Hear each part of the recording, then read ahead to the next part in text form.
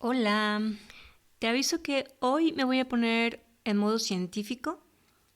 Voy a utilizar algunos términos que creo conveniente para poder explicar un tema que me parece totalmente necesario abordar, el cual intentaré ir llevándolo de menos a más para ir profundizando de poco en poco. Es probable que para algunas de las personas que escuchan este podcast, algunos de estos conceptos sean totalmente nuevos para ellos, quizá para otros no tanto. Sé que muchas de las personas que me escuchan también son autistas y que al igual que yo seguramente ya se están encargando de estudiar e investigar, como todos unos detectives, todo lo que conlleva la condición autista, principalmente por una necesidad de autoconocimiento, para poder entender cómo y por qué funcionamos de la manera en que lo hacemos, pero más que nada con la intención de hallar respuestas y sobre todo herramientas que nos permitan dar solución a muchos de los retos que se nos presentan en el día a día. Porque desafortunadamente es una realidad que al día de hoy no existen muchos profesionales de los distintos ámbitos de la salud que sean capaces de apoyarnos como realmente lo necesitamos. Por desgracia, siguen habiendo muchos médicos que no saben trabajar de una manera integral la salud de las personas, que siguen enfocados en recetar medicamentos para tratar ciertos síntomas específicos de manera aislada y sin ir a la verdadera raíz del problema. Siguen sin ver a la persona como un todo, la relación de la mente con el cuerpo. Me refiero a lo psicosomático. Siguen pretendiendo solucionar los problemas ya sea con alguna pastillita que a la larga muy seguramente y silenciosamente traerá efectos secundarios, o con una operación quitando la parte del cuerpo que según ellos está afectada, sin ver que eso es tan solo una consecuencia de un desbalance aún mayor a nivel mental y emocional.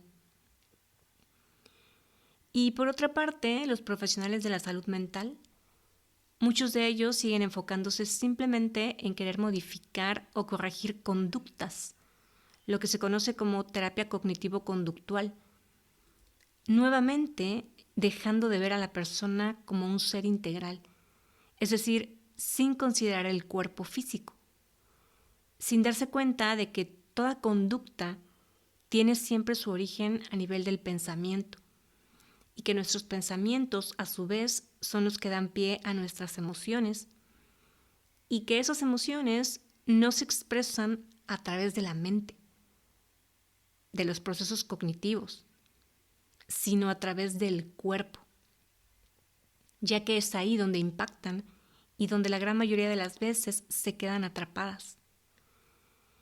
Y mientras no sean liberadas, pues obviamente van a seguir condicionando nuestras decisiones y por lo tanto condicionándonos a tener ciertas conductas limitantes o dañinas hacia nosotros mismos o hacia los demás.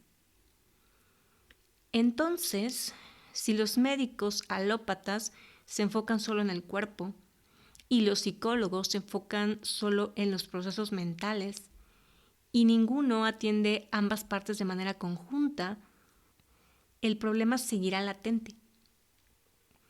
Y si esto de por sí ya es un problema para que cualquier persona pueda recuperar su salud o logre tener cierto equilibrio, ahora súmale que para las personas neurodivergentes la cosa se puede complicar aún más, por todo lo que conlleva nuestro procesamiento sensorial y nuestras sobreexcitabilidades, que se encargan de hacernos percibir las cosas de manera muy intensa, primero a nivel mental y como consecuencia a nivel emocional. Y por ende, todo ello nos impactará a nivel físico.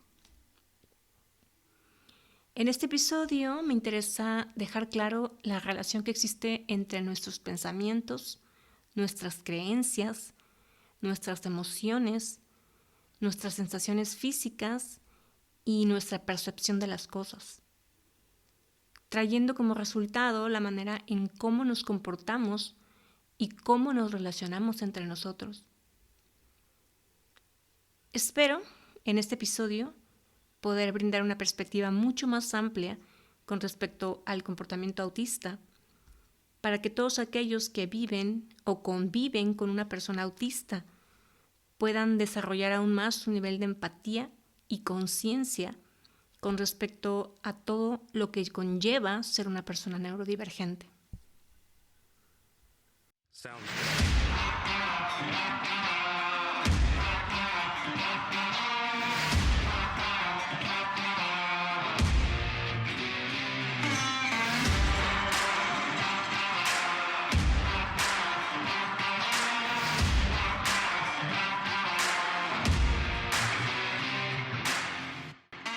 Libérate, un podcast creado desde el amor y la conciencia, con la firme intención de ayudarte a abrir tu mente y tu corazón, de impulsarte a cuestionarlo absolutamente todo. ¿Por qué piensas lo que piensas? ¿Por qué sientes lo que sientes? ¿Por qué dices lo que dices? ¿Y por qué actúas en base a todo ello, creyendo que tu verdad es la única verdad que existe? Soy Rubí Elena y en este espacio te compartiré qué es el autismo en primera persona, cómo piensa, cómo siente y cómo percibe el mundo una mente neurodivergente. Te compartiré parte de mi historia personal, cómo fue que a mis 38 años, tras una intensa búsqueda interior, me enteré que soy autista grado 1, o lo que antes se conocía como síndrome de Asperger. ¿Cómo ha sido mi proceso de autoconocimiento? ¿Cómo he cambiado la percepción que tenía de mí misma, aprendiendo a ver mi hipersensibilidad como un don? ¿Cuáles han sido las diferentes herramientas que me han ayudado a reconocer y aceptar lo que soy, a perdonar y sanar tantos errores a lo largo de mi vida, a entender que no podemos cambiar al mundo, pero sí podemos cambiar la manera en que lo percibimos? ¿Por qué considero que es extremadamente importante que aprendamos más acerca de la neurodiversidad y lo que es la verdadera inclusión, no solo como el simple acto de incluir, sino de aprender a convivir con nuestras diferencias? Libérate del miedo al que dirán, a ser rechazado o abandonado, del miedo a no ser suficiente. Aprende a reconocer tus emociones, a sentirlas y a transformarlas. Libérate de tus creencias, de tus patrones limitantes, del miedo a brillar y todo aquello que te impide ver lo que realmente eres. Y lo más importante, confía. Déjate guiar por tu intuición, por tu corazón. Escucha el llamado de tu alma. Permítete ser lo que viniste a ser en esta vida.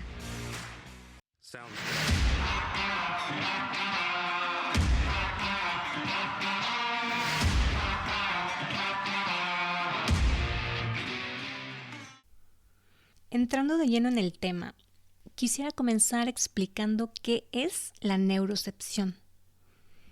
El término neurocepción fue creado por el Dr. Stephen Porges, un científico distinguido de la Universidad de Indiana, Estados Unidos. Es director, fundador del Consorcio de Investigación de Estrés Traumático. Es profesor de psiquiatría en algunas universidades de los Estados Unidos y fue galardonado con un premio al desarrollo científico de investigación del Instituto Nacional de Salud Mental. La neurocepción es el proceso neural o neuronal que toma la información sensorial del entorno y de nuestros órganos internos para evaluar continuamente el riesgo y ayudarnos a distinguir entre las situaciones seguras y las peligrosas. Dependiendo del resultado de percepción, se desencadenan diferentes circuitos neurales adaptativos. En resumen, la neurocepción es esa especie de sensación o intuición que pone en alerta a todos nuestros sentidos cuando llegamos a un espacio o a un lugar, nos hace percibirlo como seguro o inseguro y por lo tanto nos genera una respuesta o bien de calma o de tensión. Muchos de nosotros hemos experimentado alguna situación en la cual al encontrarnos en cierto lugar, por alguna extraña razón que nuestra mente consciente no alcanza a descifrar de manera inmediata, ya sea por el diseño del lugar, los colores, los aromas, etc., o por las personas que se encuentran en dicho lugar, o por cualquier otra razón, nos hemos llegado a sentir de manera inexplicable e intuitivamente o bien seguros o inseguros en dicho lugar. Solemos decir frases como se siente una vibra extraña o como que se nos pone la piel chinita, ¿no? O algo en nuestro interior nos pone en estado de alerta. Es a lo que llamamos el sexto sentido, el cual algunas personas tenemos más desarrollado que otras. La neurocepción es un sistema presente en todos los seres humanos que se encarga de detectar una amenaza la cual no podemos percibir de manera consciente. Ahora bien, a la par de la neurocepción existe otra teoría llamada teoría polivagal, también propuesta por el Dr. Porges en 1994. Es una teoría que vincula la evolución del sistema nervioso autónomo de los mamíferos con el comportamiento social y enfatiza la importancia del estado fisiológico en la expresión de problemas de conducta y trastornos psiquiátricos. ¿Y qué quiere decir esto? Bueno, de entrada, el término polivagal hace referencia al nervio vago, que es el nervio más grande y más largo que tenemos los seres humanos, el cual nace desde el tronco cerebral, más o menos a la altura de nuestras orejas, y recorre toda nuestra columna vertebral, llegando hasta el abdomen. Este nervio está conectado con varios nervios faciales y vestibulares del rostro y oídos. Se extiende por ambos lados del cuello y baja conectando desde el tronco cerebral con básicamente todos nuestros órganos. Pasa por la garganta, baja y conecta con el corazón, los pulmones, el estómago, los intestinos, el páncreas, hígado, riñones, vaso y vesícula. El nervio vago controla todas las funciones y actos involuntarios de nuestro cuerpo y se ha comprobado que está totalmente vinculado con nuestras emociones. Cabe mencionar que, por supuestísimo, el nervio vago es una parte crucial y súper importante de nuestro sistema nervioso autónomo. Te recuerdo que el sistema nervioso autónomo tiene dos vertientes, el sistema simpático y el sistema parasimpático. Cuando percibimos peligro o estamos estresados, se activa el sistema simpático y cuando logramos pasar a un estado de calma y relajación es porque se activó el sistema parasimpático.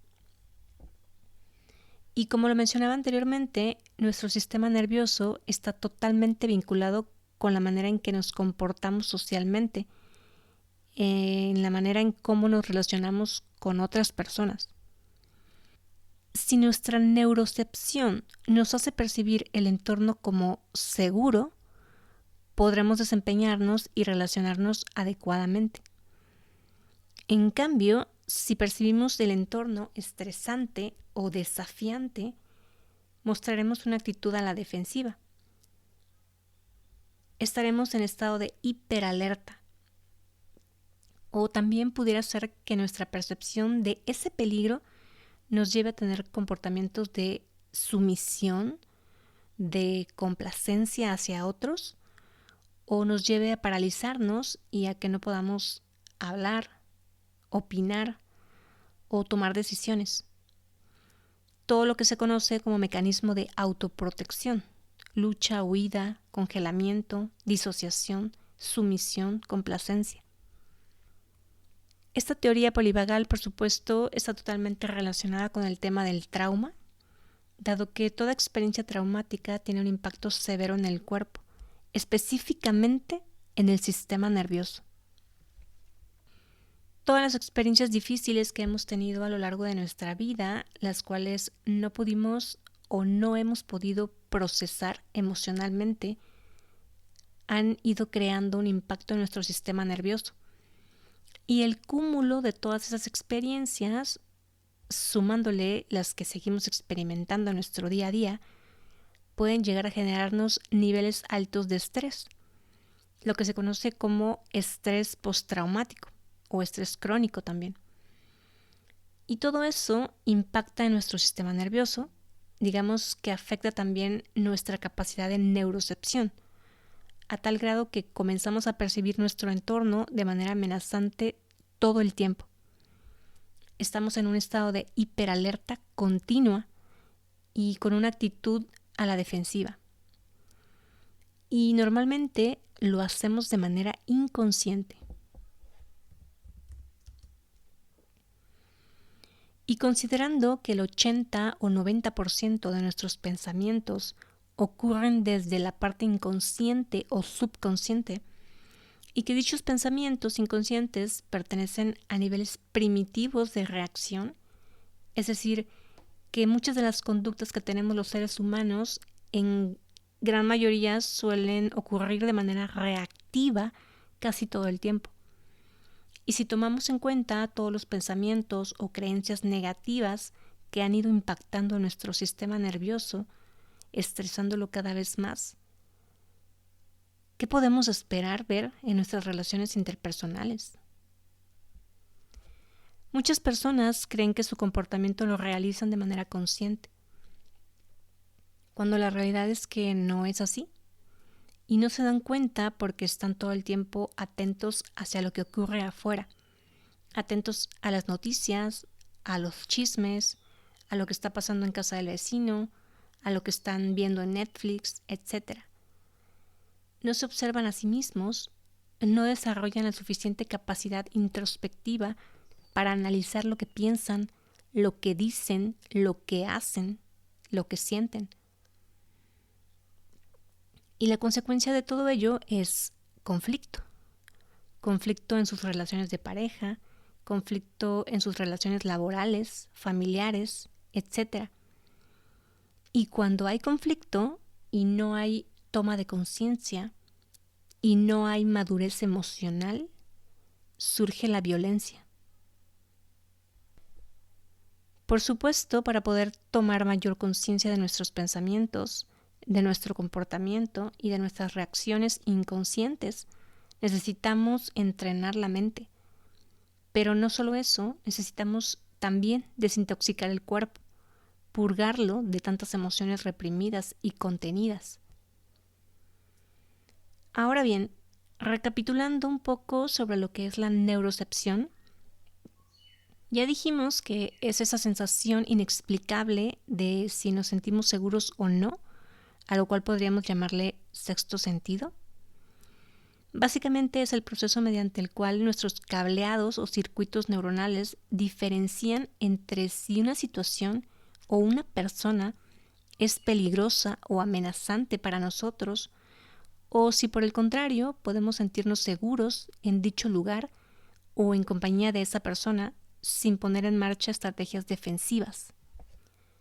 Recordando que este proceso que se lleva a cabo en nuestro cerebro ocurre de manera intuitiva o primitiva, sin que participe nuestra conciencia. Vaya, ocurre antes de que nos podamos hacer conscientes de lo que está pasando. Primero, nuestro cerebro primitivo valora el riesgo o amenaza y en caso de que lo evalúe como seguro, entonces se van a desactivar nuestros mecanismos defensivos, los cuales son dirigidos por nuestro sistema nervioso simpático, que es lo que conocemos como cerebro reptiliano. Y si esto ocurre, vamos a poder relacionarnos socialmente con nuestro entorno de manera tranquila, sin estar a la defensiva. Así, una persona conocida que tenga un tono de voz y una expresión facial adecuada y cálida nos brindará una sensación interna de seguridad, lo que nos permitirá interactuar socialmente con ella. En caso contrario, tendremos una sensación de incomodidad o de peligro. Y te pongo el ejemplo de un bebé. Cuando un bebé se siente seguro, va a buscar interactuar con risas y balbuceos con su figura de apego, mamá, papá, etc. En cambio, en presencia de un extraño, seguramente el bebé va a llorar en señal de que no se siente seguro. Ahora, Para que nosotros podamos valorar si una situación o lugar son seguros, debemos tener en cuenta dos cosas. Tanto las circunstancias del entorno, lo que vemos, lo que oímos, lo que olemos, etc., pero también las circunstancias viscerales internas. Es decir, la información que nuestros órganos internos envían a nuestro cerebro, lo cual se conoce como interocepción. Y de esto ya te hablé extensamente en el episodio número 20. Por lo tanto, la valoración o percepción que cada persona tengamos en determinada situación va a estar totalmente influenciada por la información recibida por nuestros sentidos y por la información que provenga del interior de nuestro cuerpo. Entonces, estamos de acuerdo con que para poder relacionarnos adecuadamente, tranquilamente, estando lo más conscientes posible y en total presencia, sintiéndonos seguros, necesitamos tener todo nuestro sistema nervioso en calma.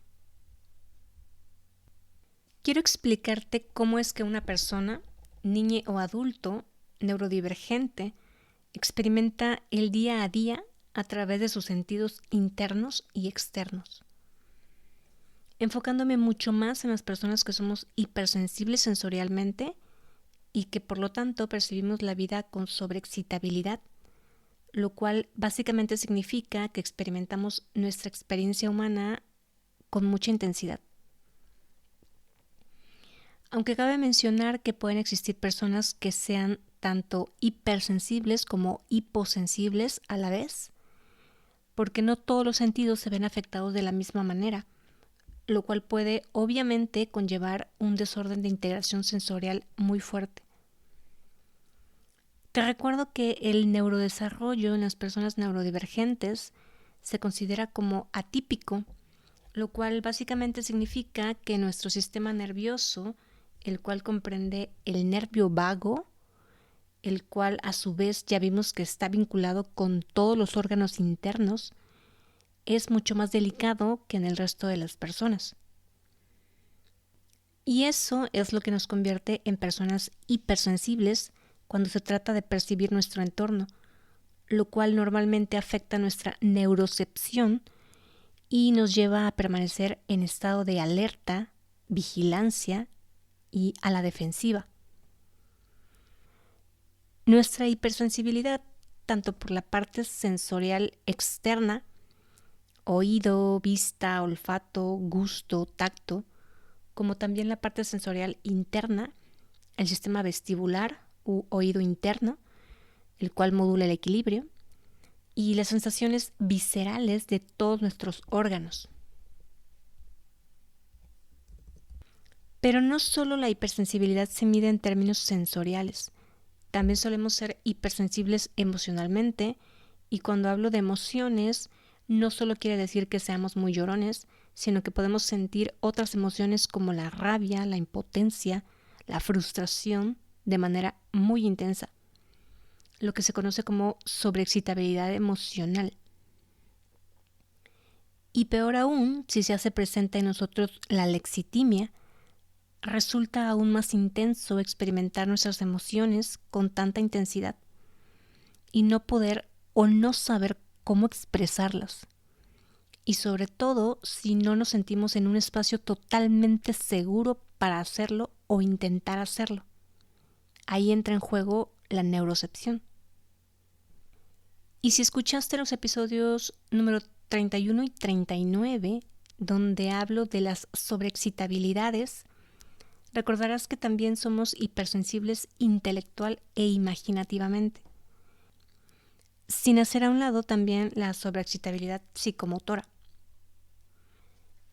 Ahora, ¿cómo te explico que vivimos en un mundo rodeado de una saturación de estímulos, desde ruidos, luces, olores, sabores, texturas, etcétera, tanto en nuestros propios hogares como en las escuelas, en nuestros trabajos, en los centros comerciales, en la calle, en cualquier evento al que asistimos, etc.? Básicamente vivimos en un mundo caótico. Ruidos que voluntaria e involuntariamente hacen las personas con las que vivimos, desde ronquidos, sonidos con la boca al masticar, sonidos en la cocina con los cubiertos, la tabla para picar, cuando se lavan o acomodan los trastes y ollas, la televisión, música, personas hablando cuando lo que queremos es descansar, el ladrido de los perros del vecino, el ruido de las podadoras alrededor cuando cortan el pasto, el césped, las campanas y la música de las escuelas cercanas o del vecino cuando hace fiesta, las voces y muebles que arrastran tanto en la misma casa como en la casa del vecino, la pirotecnia cuando hay alguna celebración, o cuando el vecino pone la radio a todo volumen, etcétera, podría continuar. Luces brillantes tanto dentro de nuestra misma casa como la luz solar, las luces de los centros comerciales, de los cines, las luces locochonas que ponen en algunos lugares que parecen luces de discoteca, que son como luces intermitentes que se prenden y apagan, así tun tun tun, etcétera. Los aromas de la gente a tu alrededor, usando perfumes que te calan hasta dentro de las fosas nasales y te provocan dolor de cabeza y garganta y hasta náuseas. Esas fragancias que la gente utiliza para aromatizar los baños o adentro de los autos, dizque para que huelan rico. Incluso algunos inciensos, los olores penetrantes de los productos químicos para la limpieza en tu casa y en las oficinas, el olor a humedad, el olor a la popó de los perros del vecino o de tu propia casa, el olor a cigarro cuando estás en una convivencia, el olor a humo cuando alguien cerca de tu casa está quemando basura o hierba, el olor a smog de los autos cuando andas caminando en la calle o cuando vas en medio del tráfico y que te tienes que poner cubrebocas o taparte con el brazo la nariz o subir las ventanillas del auto para no olerlo. El aroma de estos productos que cuando lavan la ropa mucha gente suele echarle para que huelan bonito, como Suavitel o de esas cosas, etcétera. El sabor de algunos alimentos o texturas desagradables en la boca, la sensación áspera de algunas prendas de ropa o de la ropa de cama, incluso la sensación incómoda de la ropa o de la piel de otras personas que te toquen o te abracen, etcétera.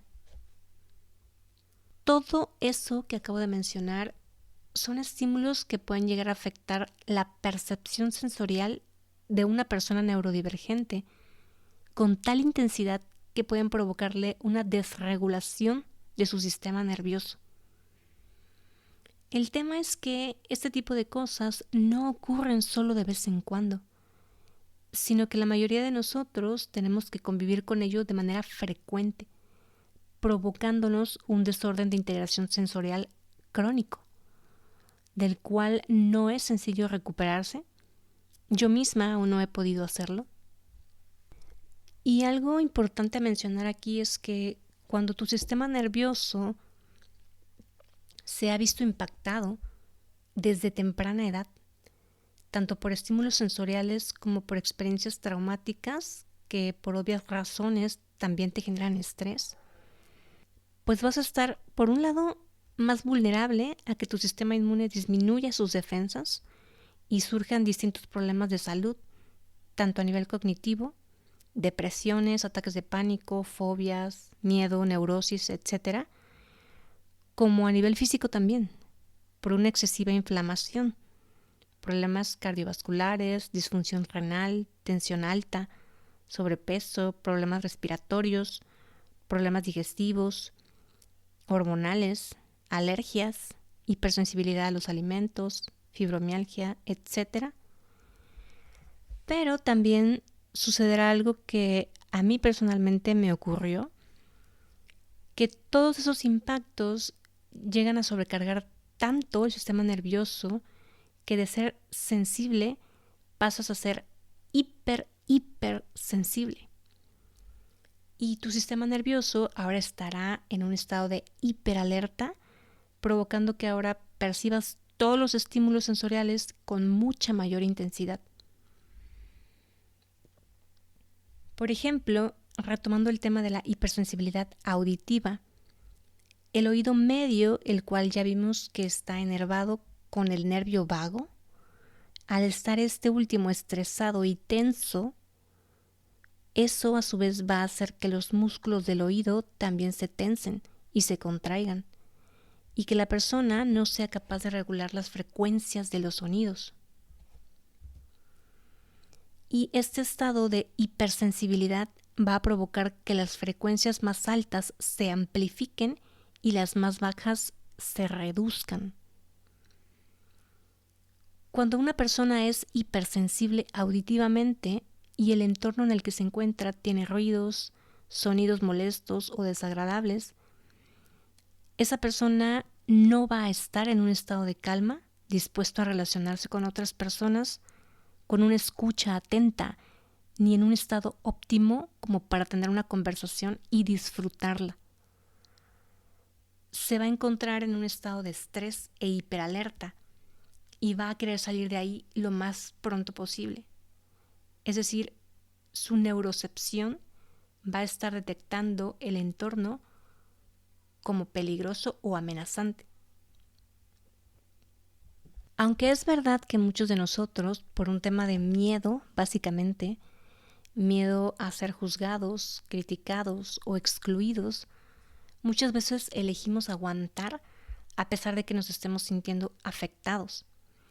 Y desafortunadamente eso conllevará a una desregulación de nuestro sistema nervioso, la cual seguramente traerá como consecuencia un colapso, ya sea un meltdown, que nos lleve a tener ciertas conductas agresivas o impulsivas, o una actitud a la defensiva, porque de forma automática e instintiva, nuestro cerebro primitivo o reptiliano, el cual estará sintiéndose amenazado e inseguro, buscará de alguna manera defenderse. La otra opción es el shutdown, el cual significa básicamente que nuestro sistema nervioso, al estar tan sobrecargado y desregulado, de manera involuntaria, opte por apagarse, desconectándonos del momento presente, con incapacidad para emitir palabras, gestos, tomar decisiones, pensar con claridad, incluso provocando que nos disociemos. Es decir, que físicamente estemos ahí, pero nuestra mente se esfume como mecanismo de autodefensa y autoprotección. Por supuesto, esta sobrecarga que podemos llegar a tener los autistas no solo ocurre por temas como el ruido, también el resto de los sentidos pueden llegar a sobrecargarse, el olfato, el gusto, la vista. Para que nuestro cerebro funcione adecuadamente, tiene que haber una coordinación entre todos nuestros sentidos. Solemos pensar que la vista no tiene nada que ver con el oído o el gusto, o que el tacto y el olfato no tienen ninguna relación en nuestro cuerpo. Sin embargo, sí lo tienen totalmente, porque todos los sentidos, incluyendo la propiocepción, la interocepción y el sistema vestibular, todos son mecanismos de percepción. Podríamos decir que son filtros para que la información del exterior pueda ser absorbida y gestionada por nuestro cerebro y utilizada para que nuestro sistema nervioso y por lo tanto nuestra neurocepción pueda identificar si el entorno es seguro o no. Y de eso dependerá el hecho de que podamos o no sentirnos cómodos y en calma para poder relacionarnos y confiar en las personas con quienes nos encontramos. Es por ello que muchos autistas, y sobre todo aquellos que tenemos ya un desorden de integración sensorial, solemos estar en modo reactivo.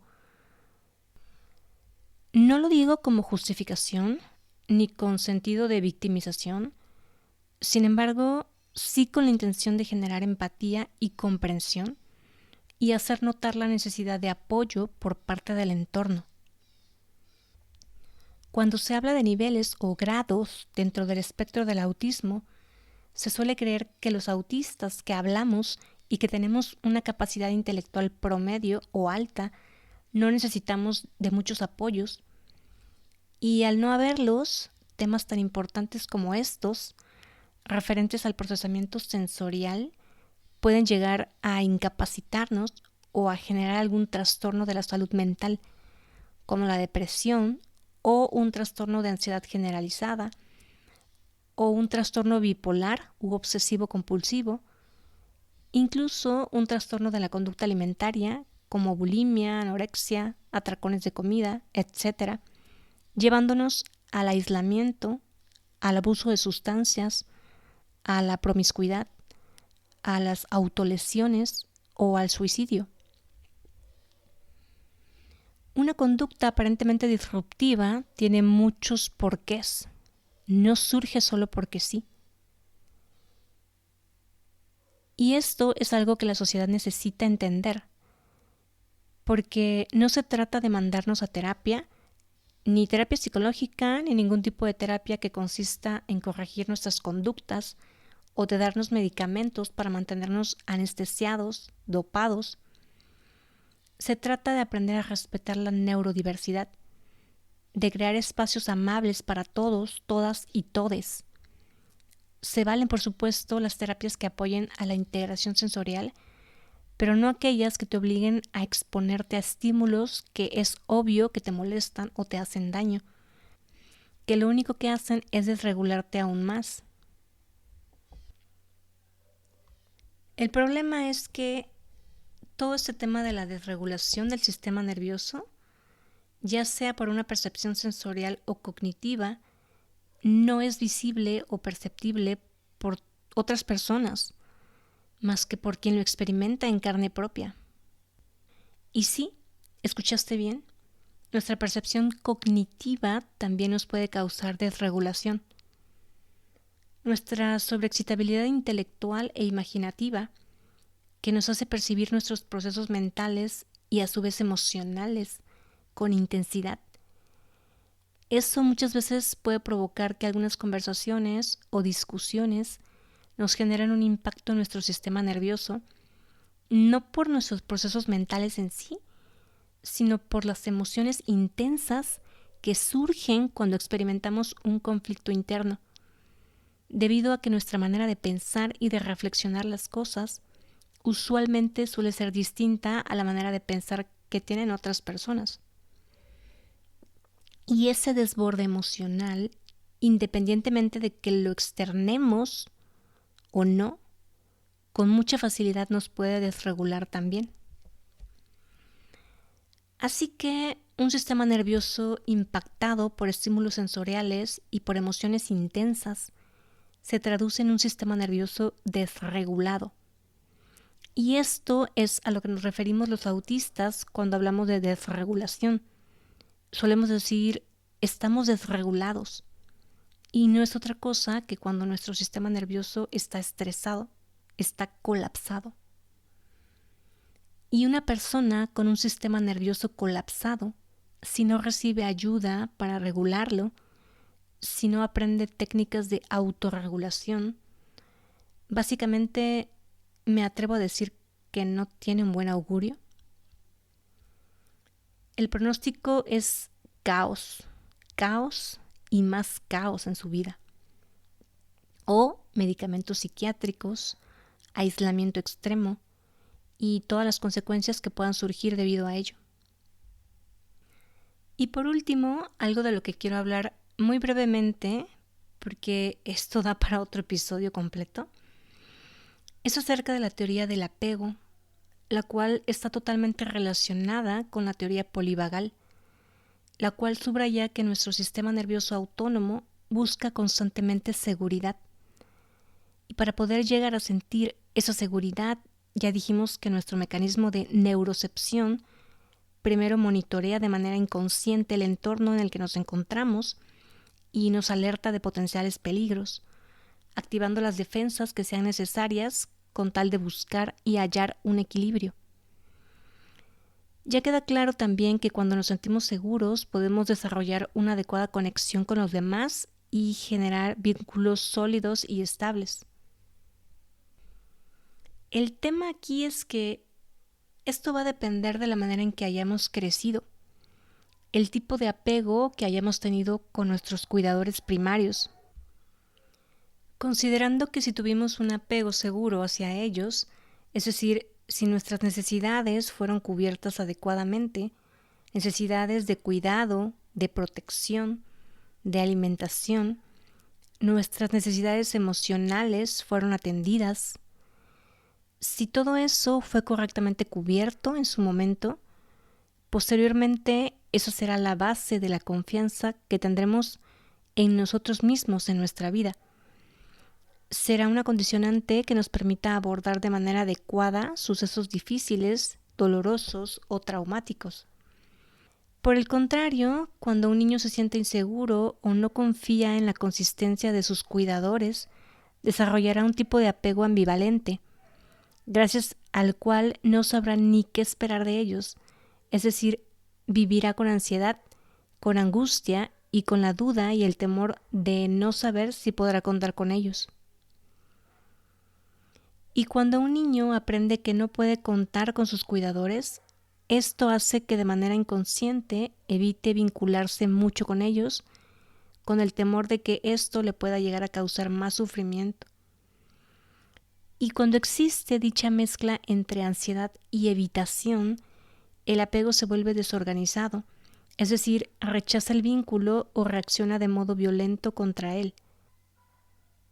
Por ello, es importante desarrollar vínculos lo suficientemente seguros con respecto al cuidado y a la protección, con respecto a los entornos, los cuales muchas veces pueden ser percibidos como peligrosos o amenazantes. Y creo que la mayoría de los autistas, sobre todo aquellos que somos hipersensibles a tantos estímulos, podemos llegar a percibir los entornos de esta manera, hasta cierto punto amenazantes. Por lo tanto, es fundamental, cuando se cuida a un niño autista, poder comprender su perfil sensorial, saber que sus sentidos pueden percibir los estímulos con mucho impacto, ya sea por encima del umbral típico, en el caso de los que somos hipersensibles, o por debajo del umbral, los que son hiposensibles. Así que estímulos que para algún niño neurotípico puedan no causarle ningún problema, para un niño autista puede experimentarlos como peligrosos o extremadamente amenazantes. Y de igual manera, su mente, su cognición, buscará cierta predictibilidad.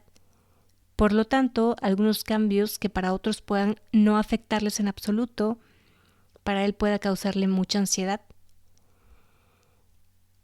Y esta es la historia de muchos autistas.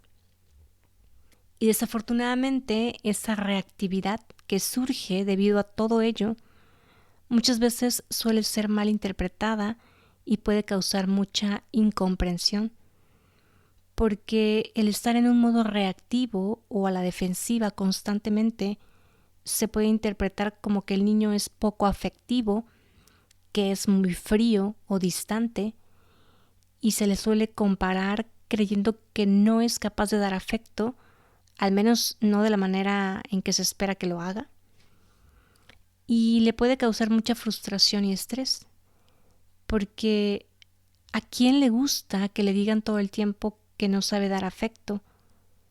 Por supuesto que a nadie.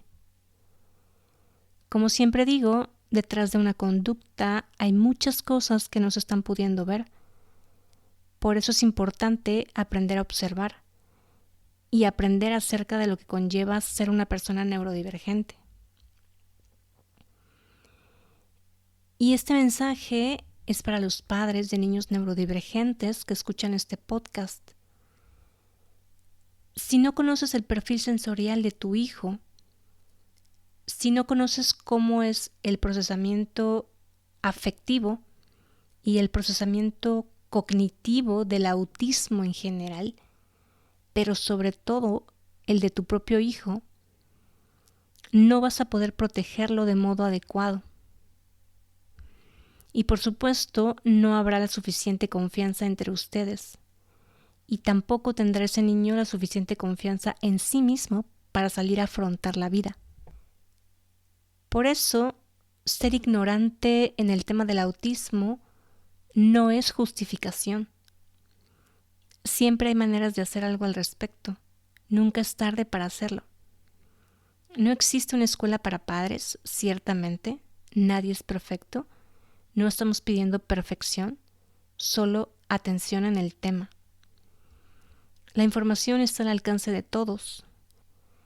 Para eso está mi podcast, para enseñar, para educar y también para corregir. Escucha voces autistas. La mía no es la única.